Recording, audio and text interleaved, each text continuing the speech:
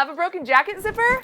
Let's show you how to replace it. So here we have a jacket with a broken zipper pull. If your zipper easily splits apart and no longer zips up, sometimes you can take a pair of pliers and lightly squeeze on the slider and that will solve your issue. However, if you have already tried this and have not had success, or maybe your zipper is completely unusable and broken, you'll want to replace your zipper slider. To start, you'll want to ensure you get the right size and slider type to replace your old zipper. You can usually find the zipper size on the back of the slider, or you can measure the width of the teeth on the zipper chain. In our case, we have a number 5 reverse tab coil zipper slider for our reverse coil zipper chain. If you need some help selecting the right kind of zipper, we've linked our zipper selection video in the top right corner and in the description below. First, we'll start by removing our old zipper. To do that, we'll remove the top stop on that side of the chain so you can take the slider off. The top stop is what prevents your zipper from coming off the chain. Depending on the kind of zipper you have, the top stops may look different. Our jacket has a coil zipper, so it has metal stops that look like this. For our metal zipper stops, we can take our pliers or a small flathead screwdriver and carefully pry it open.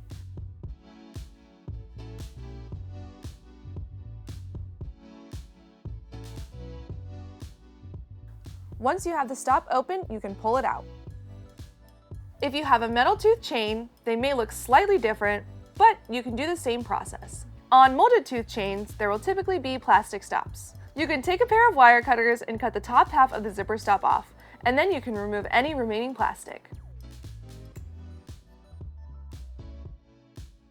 Now that the stop is removed, you can slide your zipper slider off.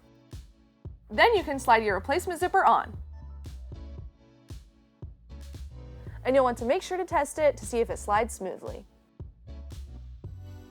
Lastly, reinstall your zipper stop or install a new one if needed. Use your pliers to crimp both sides of the stop closed.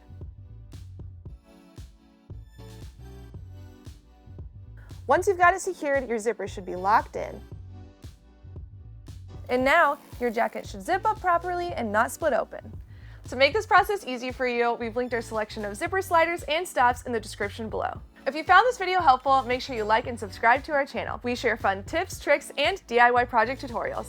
Thanks for watching, and we'll catch you next time.